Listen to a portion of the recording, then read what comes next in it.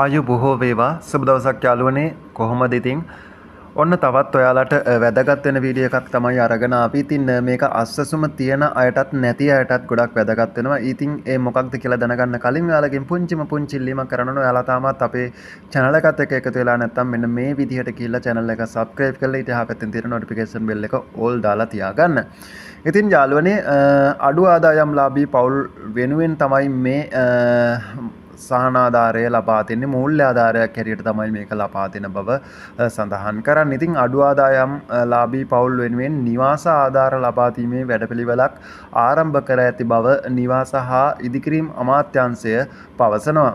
නිවාස නියෝජ්‍ය අමාත්‍ය ටී.බී. සරත් මහතා සඳහන් කළේ රුපියල් ලක්ෂ 10ක් දක්වා ඔවුන්ට ආධාර ලබා දෙන බවයි. ග්‍රාම නිලධාරී වසම් මට්ටමින් සුදුසුන් තෝරා ගැනීම සිදුවන බවද ඔහු වැඩිදුරටත් සඳහන් කරලා තියෙනවා.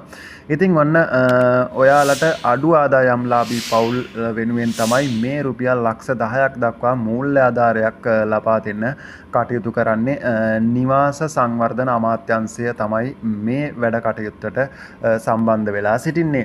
ඉතින් නියෝජ්‍ය අමාත්‍යවරයා තමයි මේ විදිහට සඳහන් කළන්නේ. ඉතින් ඔයාලට මේක ලබා ගන්න පුළුවන් වෙයිද නැද්ද කියන එක නම් මට හරියටම කියන්න බෑ. ඔයාලා try කරලා බලන්න. ඔයාලටත් වාසනාව තිබ්බොත් මේ වගේ මුදලක් ලබා ගන්න පුළුවන් වෙවි. මොකද මම ඇත්ත කියන්න ඕනේ මේ වගේ මුදලක් රජයෙන් ලබා දෙනවා කිව්වොත් ඒක මහ ජනතාව අතරට ලැබෙන්නේ ඒක සුදුසුම පුද්ගලයන්ගෙන් 0.0.01 වගේ තමයි මේ වගේ මුදලක් ඒ පුද්ගලයන්ට ලැබෙන්නේ. හැබැයි මේකෙන් 25ක් 30ක් විතර තියෙන පුද්ගලයම මේ වගේ තොරතුරු දීලා අනුන්ගේ තොරතුරු දීලා ලබා ගන්න පිරිසක් තමයි අද ලංකාවේ බිහි වෙලා ඉන්නේ. ඉතින් අවාසනාවට අපේ රාජ්‍ය සේවයේ ඉන්නේ ඇත්තටම අන්ධ පුද්ගලින්ද කියලා වෙලාවකටත් සැක හිතෙනවා. මොකද මේ තියෙන පුද්ගලයන්ගේ ගෙවල් වලට ගියාම ඒ මිනිස්සුන්ට ඇත්තටම ඇස් පේන්නේ නැද්ද දන්නේ මේ මිනිහා අඩු ආදායම්ලාභී පුද්ගලයෙක්ද කියන එක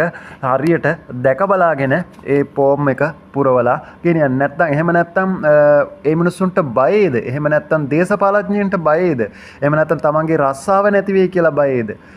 ඉතින් එහෙම කරන්න එපා. අහිංසක පුද්ගලයන්ට ලැබෙන දේවල් මේවා ඉහළ මිනිස්සුන්ට වාර්තා වෙන්නේ නැති නිසා තමයි ඒ ඉහළ නිලධාරීන් මේවා දන්නේ නැතුව ඇති කියන එක තමයි අපි විශ්වාස කරන්නේ. මොකද මේ පහළ නිලධාරීන් තමයි ඒ අඩු ආදායම්ලාභී පවුල් තෝරන්න යන්නේ. ඉතින් ඒ යන මිනිස්සු අන්ධ මිනිස්සුයි. ඒකයි මේ සුදුසුම පුද්ගලයන්ට ලැබෙන්නේ නැත්තේ. ඒක නිසා ඉහළ නිලධාරීන්ට කියන්නේ ඔයාලගේ ආයතනවල ඉන්න නිලධාරී රජයේ සේවකයෝ ඒ නිලධාරී එවනවා නම් හොඳට කන් ඇහෙන හොඳට ඇස් පෙහෙන නිලධාරියෙක් එවන්න.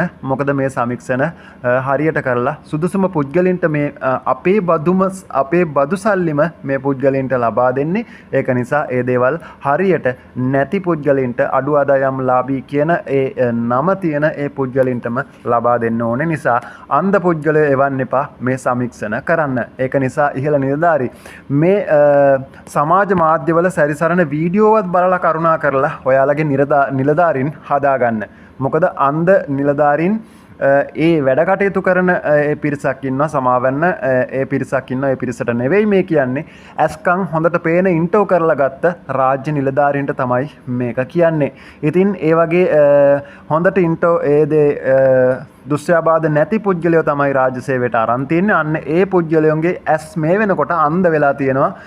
ගමට ගමේ ඒ දුප්පත් මිනිහා බලන්න එනකොට අන්න ඒක පිළිබඳව ගොඩක් සැලකිලිමත් වෙලා ඉහළ නිලධාරී ජනාධිපති දක්වා පහළ මේ අන්ධ පුද්ගලයෝ රාජ්‍ය සේවයෙන් අයින් කරලා දාන්න. ඒ මිනිස්සුන්ගෙන් ඇත්තටම ඇති වැඩක් නැහැ. ඉතින් ඇත්තටම කනගාටුයි කියන්න මේ වගේ දෙයක් මම හිතනවා හරියට හොයලා බලලා අඩු ආදායම්ලාභීන්ටම ලබා දෙයි කියලා. ඉතින් ඔයත් try කරලා බලන්න ඔයාටත් ලැබෙයිද නැද්ද කියලා. ඉතින් වීඩියෝ එක හොඳයි කියලා හිතෙනවා නම් like කරන්න. ඒ වගේම ඔයාලගේ අදහස් මේ වීඩියෝ එකට පහලින් comment කරන්නත් අමතක කරන්න එපා. ඉතින් ගිහින් එන්නම් හැමෝටම ජයග්‍රාහී දවසක් ප්‍රාර්ථනා කරන. රැඳිලා ඉන්න මේ වගේ වැදගත් වෙන වීඩියෝ දාපු සැනින් නැරඹීමට. ඔයාලා හැමෝටම බුදු සරණයි.